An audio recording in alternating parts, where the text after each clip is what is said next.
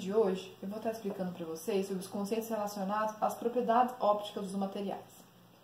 Uma propriedade óptica nada mais é do que a resposta de um material à exposição de uma radiação eletromagnética, em particular aqui, a luz visível. Bom, encontramos várias aplicações que utilizam fenômenos ópticos, entre eles estão o laser, a fibra óptica, a lâmpada fluorescente, que nos mostram então a importância de estarmos estudando esses fenômenos e as propriedades ópticas dos materiais.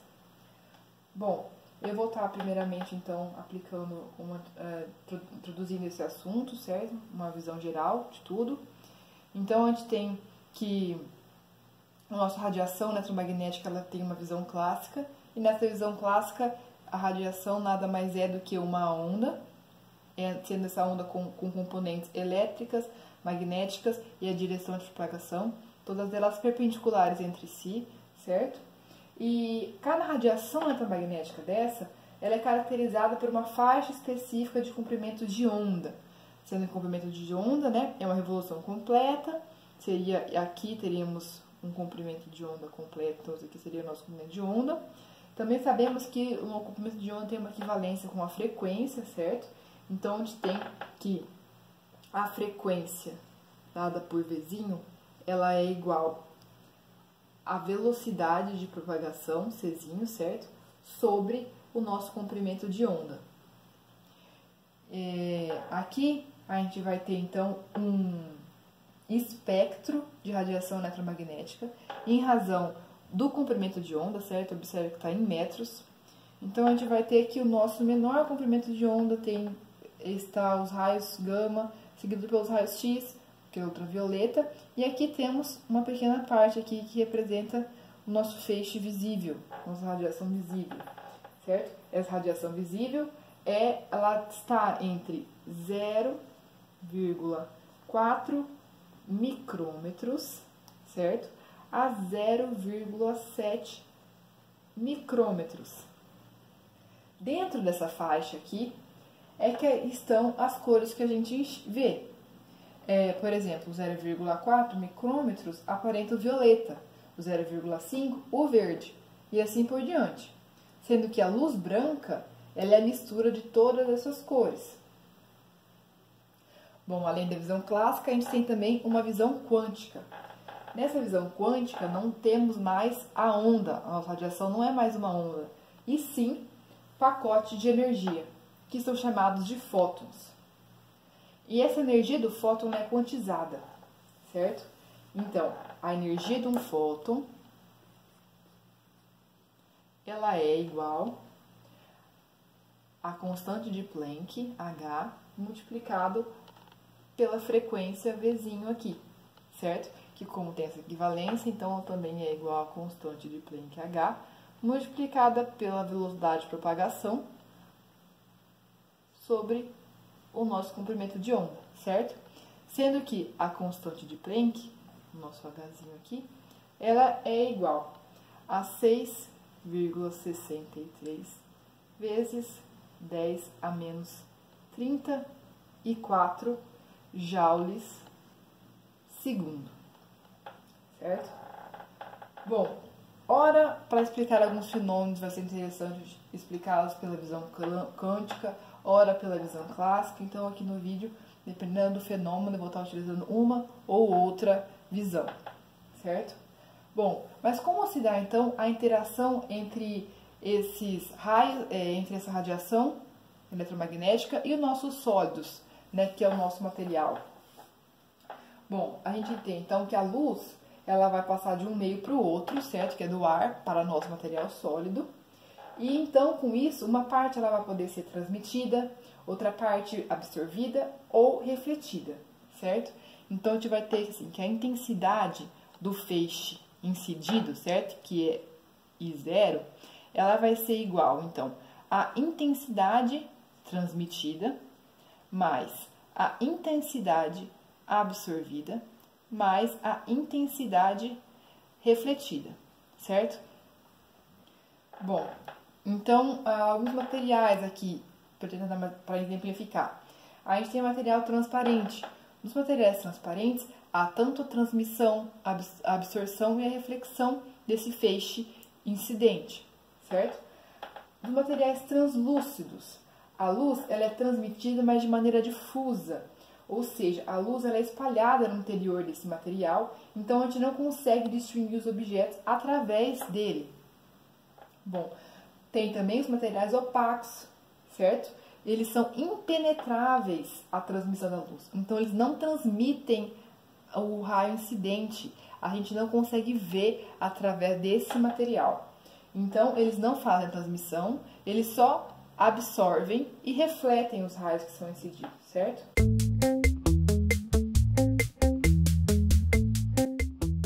Os fenômenos ópticos que ocorrem no interior dos materiais sólidos, que envolvem interações entre radiação eletromagnética, que vimos anteriormente, e os átomos, íons, os elétrons do nosso material em questão. Bom, dois desses fenômenos são mais importantes, que são a polarização eletrônica e as transições eletrônicas. Vamos, então, primeiramente, à polarização eletrônica. Como a gente viu anteriormente, na modelagem clássica, uma radiação eletromagnética é uma onda, certo? Que possui uma de seus componentes, é o campo elétrico, que oscila rapidamente. Então, esse campo elétrico vai interagir com a nuvem eletrônica que envolve cada átomo, certo? De maneira a induzir uma polarização eletrônica, ou seja, ele desloca a nuvem eletrônica em relação ao núcleo do átomo na direção da componente do campo elétrico. Duas consequências disso são que a parte da energia, né, da radiação emitida pode ser absorvida e a radiação emitida vai ter sua velocidade reduzida conforme ela atravessa o meio, que é manifestado então através da refração. Detalhe que na refração só materiais transparentes ou translúcidos, né, que ocorrem a refração. A refração não acontece em materiais opacos. Bom, vamos então às transições eletrônicas, que nada mais são que causadas pela absorção ou emissão da radiação eletromagnética, que pode absorver essa energia, passando então um elétron de um estado de energia menos energético para um estado mais energético, certo? Então, por exemplo, um elétron pode ser excitado de um estado ocupado com energia E2 para um estado vazio de maior energia, por exemplo, o estado de energia E4. Então, ele sai daqui e vai ocupar esse estado de energia aqui, pela absorção desse fóton de energia. Então, essa variação aqui de energia, né, nosso delta E aqui, ele é dado através da constante de Planck multiplicado pela nossa frequência da radiação eletromagnética, certo? Então, essa variação aqui vai depender da nossa frequência da radiação emitida. Então, nem todos os materiais vão sofrer transição eletrônica com a radiação da luz visível, certo? Mas certo material vai sofrer, então, a transição eletrônica com raio-x, por exemplo, certo? Bom, esse elétron aqui, que foi estimulado, ele não permanece aqui indefinidamente, não. Então, após um período de tempo, ele vai voltar, né, ao seu estado fundamental e emitindo, então, uma radiação eletromagnética.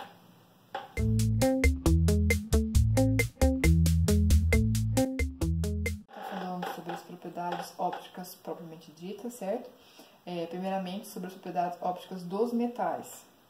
Bom, os metais são opacos, as radiações de luz visível. Eles só são transparentes nas radiações de alta frequência, como, por exemplo, o raio-x e o raio gama.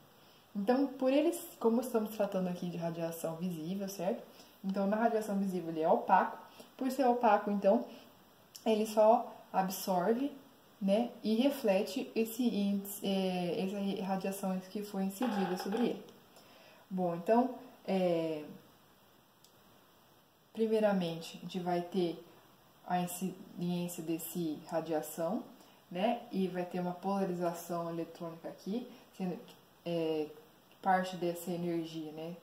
Parte desse fóton ele vai ser absorvido. Com isso, a gente vai ter então que ele vai passar para um nível mais energético, que nem acontece aqui. Ele vai ocorrer então a transição eletrônica, como foi explicado anteriormente, certo? E acima da energia Fermi. A energia Fermi é a energia que corresponde ao estado preenchido mais elevado, certo? Bom, alguns metais, eles conseguem absorver totalmente esse índice, essa luz incidente, essa radiação incidente. Porém, eles têm um filme metálico muito fino, né, menor que 0,1 micrômetros, e assim como ele absorve totalmente, ele consegue então transmitir luz visível, certo? Bom, seguindo então, a gente tem que esse elétron ele não vai ficar aqui indefinidamente. Depois de um curto período de tempo, ele vai voltar para o seu estado fundamental. Como isso acontece? Acontece também a reemissão, então, de um fóton de energia, também na forma de luz visível, que é o que a gente chama, então, aqui do fenômeno da reflexão, certo? E nos metais, a maior parte da radiação absorvida nos metais, ela é refletida novamente, certo? Então, então eles têm uma refletividade grande, cerca de 0,9, 0,95. Essa pequena energia, né, faltante aí, ela é dissipada como calor. Outra coisa também que a gente tem que observar é que a cor dos materiais que a gente está observando, ele não é a cor que foi absorvida, a radiação que foi absorvida, e sim a radiação que foi refletida, certo? Então, por exemplo, materiais como alumínio e a prata, que tem essa cor prateada brilhante, né? Quer dizer que ele é um material altamente refletivo, que cerca de quase todo o feixe que foi incedido, ele é refletido, certo? O cobre e o ouro, por exemplo, também são metais, porque eles possuem uma aparência vermelha alaranjada e amarelada, respectivamente. Isso quer dizer, então, que parte dessa energia associada aos fótons de luz com menores comprimentos de onda não foi reemitida, certo? Então, eles possuem essa diferença de coloração aí. Sobre os metais, é só isso mesmo, eles só ocorrem neles a absorção e a reflexão.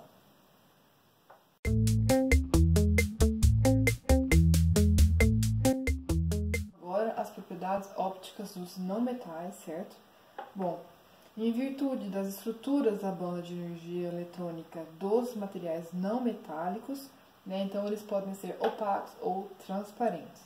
Nos casos de serem transparentes, temos que considerar, então, além da reflexão e da absorção, os fenômenos da refração e da transmissão.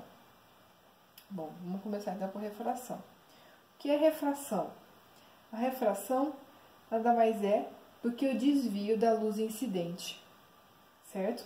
Como mostrado aqui, que é ocasionado pela diminuição da velocidade dessa luz incidente no interior do nosso material. Então, todo material vai ter um índice de refração, certo?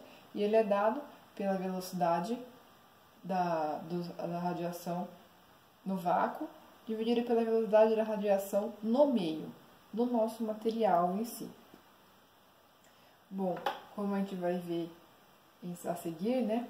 Em seguida, o índice de refração, ele não vai afetar somente a trajetória da luz, né? Mas também vai afetar a fração da luz que é refletida, certo? Que a gente vai ver a seguir. Bom, então, a refração, ela se dá devido à polarização eletrônica, né? Como a gente viu anteriormente. E então, o tamanho dos átomos ou dos íons constituintes influencia nesse índice de refração. Então, assim, quanto maior for o átomo, maior será a polarização eletrônica, menor será a velocidade no meio e maior, então, o índice de refração. Então, agora a reflexão. Bom, como eu já tinha falado, a reflexão ela é um pouco diferente aqui do que dos metais, né, já que ela sofre também com a refração. Então, quando uma radiação eletromagnética passa de um meio para o outro com um índice de refração diferente, uma parte dessa luz eletromagnética ela é espelhada na interface entre os dois meios, mesmo se ambos forem transparentes, como o ar e o vidro, por exemplo. Então, a gente vai ter a refletividade, certo? Que é esse R, que representa a fração da luz que é incidente, que é refletida, né? Então, nesse caso, se a incidência for perpendicular ao material, certo?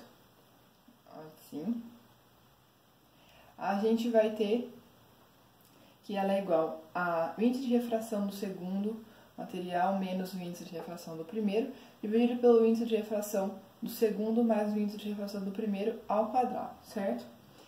As índices de refração tem uma tabela, certo? Dos materiais, com seus respectivos índices. E se o ângulo não for perpendicular, ainda por essa equação ainda vai depender do ângulo de incidência, certo? Então, a gente vai ter aqui que quanto maior for o índice de refração, maior vai ser a refletividade, certo? No caso das lentes, né, para evitar a reflexão nesses instrumentos, é feito um revestimento na superfície com camadas finas de materiais dielétricos, como o fluoreto de magnésio. Então, esse é o caso das lentes de óculos, as lentes de contato aí, elas são feitas dessa maneira porque não queremos a reflexão dessas lentes, certo? Então, ele ocorre como nos metais, certo? Com os fenômenos da polarização eletrônica e das transições eletrônicas. Então, um fóton de luz ele pode ser absorvido através da extração de um elétron da banda de valência, que está praticamente preenchida, para um estado vazio dentro da banda de condução.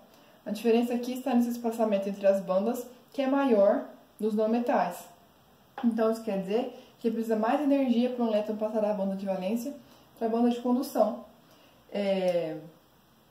E essa energia está relacionada à frequência do fóton ou ao comprimento de onda, que a gente sabe que tem uma equivalência. Bom, então, essa absorção só vai acontecer quando a energia do fóton for maior que esse espaçamento entre as bandas. Como a gente sabe, a energia do fóton ela é calculada com essa equação, certo? Então, tem que ser maior que a energia do fóton. Fazendo um cálculo simples, a gente considerando o menor comprimento de onda da luz visível, que é 0,4 micrômetro, certo? E vamos colocar nessa equação, sendo que a nossa constante de Planck em electronvolts, certo? Agora, vale 4,13 vezes 10 a menos 15, multiplicado aqui pela velocidade, né, da onda, que a gente sabe que é 3 vezes 10 à oitava, dividido então pelo nosso comprimento de onda aqui, que é 0,4 vezes 10 a menos 6, certo? Metros. Resolvendo essa equação aqui, a gente vai chegar num valor de 3,1 elétron-volt. E o que isso quer dizer então? Que o maior espaçamento entre as bandas aqui, 3,1 elétron-volts, é que só nesses casos que vão ocorrer a absorção, certo? Já que a luz vai conseguir ser absorvida e vai conseguir excitar um elétron da banda de valência para a banda de condução. Fazendo esse mesmo cálculo agora, para maior comprimento de onda da luz visível, que é 0,7 micrômetros, a gente vai chegar num valor de 1,8 elétron-volts. Bom, o que esses resultados aqui querem nos dizer? Então, a luz visível ela vai poder ser absorvida por transições eletrônicas nos materiais que vão possuir essa energia de espaçamento aqui menor que 1,8 elétron-volt. Então, se nesses materiais a energia aqui for 1,8 elétron-volt, toda a energia da luz visível vai conseguir ser absorvida. O elétron vai conseguir passar da banda de valência para a banda de condução, certo? Agora, se o material possuir esse espaçamento entre bandas de 1,8 até 3,1, apenas uma fração dessa energia incidida vai conseguir ser absorvida, certo? Caso contrário, se for maior que 3,1 elétron-volts, essa energia não vai ser absorvida de maneira alguma, certo? Bom, a intensidade da radiação resultante absorvida vai depender da natureza do meio, certo? E do comprimento da trajetória no interior do material. Então, essa equação aqui é a que demonstra isso, certo? Normalmente, pode ser escrita dessa forma.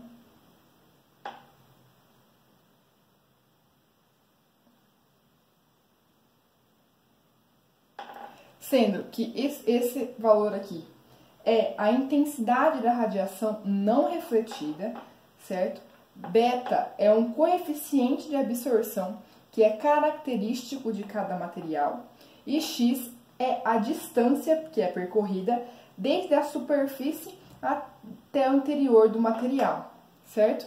Então, a gente conclui que quanto maior esse beta, maior é a absorção de energia desse material em questão.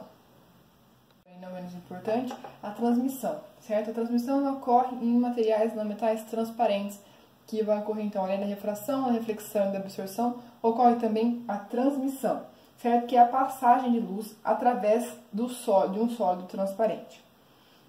Bom, então a gente vai ter um feixe incidente, certo?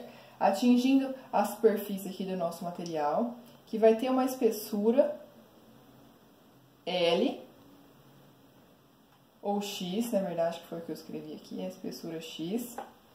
E esse índice incidente aqui, ele vai atingir a superfície, que vai ter um coeficiente de absorção também, e, em seguida, uma intensidade aqui, uma fração dessa intensidade que foi transmitida, incidida, como a intensidade aqui transmitida, certo? Então, para se obter o valor, a fração da intensidade que foi transmitida, certo? É através dessa equação. E como a gente percebe, ela depende das perdas devido à reflexão e das perdas devido à absorção. Dúvidas que possam ter ficado aqui, a refração e a transmissão, elas somente ocorrem nos materiais não metais transparentes, certo? Então, todo esse equacionamento aqui é dos materiais não metais transparentes, certo? Agora, materiais não metais opacos ocorre somente a reflexão e absorção, tá certo? Bom, um exemplo aqui agora de aplicação das propriedades ópticas dos materiais em si seria então as lâmpadas fluorescentes, certo? Que elas são constituídas então de um vapor de mercúrio internamente e revestidas de um pó de fósforo. Então elas possuem dois eletrodos que, quando conectados à energia, vão enviar eletricidade para o interior do tubo, e essa corrente elétrica vão excitar os elétrons do vapor do mercúrio, que é um metal, e eles vão refletir raios ultravioleta, que vão ser absorvidos pelo revestimento da lâmpada de fósforo, que por sua vez vão refletir a luz visível, certo? Então esse é um exemplo de aplicação aí que utiliza as propriedades ópticas dos materiais. Então é isso, pessoal. Eu expliquei brevemente uma introdução sobre radiações eletromagnéticas, seguido de dois fenômenos que ocorrem, os principais fenômenos que ocorrem nas propriedades ópticas dos materiais, que são a polarização eletrônica e as transições eletrônicas, certo? Depois eu passei pelas propriedades ópticas dos metais, certo? Que ocorre somente a reflexão e a absorção. Depois eu segui para as propriedades ópticas dos não metais, que, como existem materiais não metais transparentes, vão ocorrer então, além da reflexão e da absorção, a refração e a transmissão. Então é isso, pessoal. Até a próxima.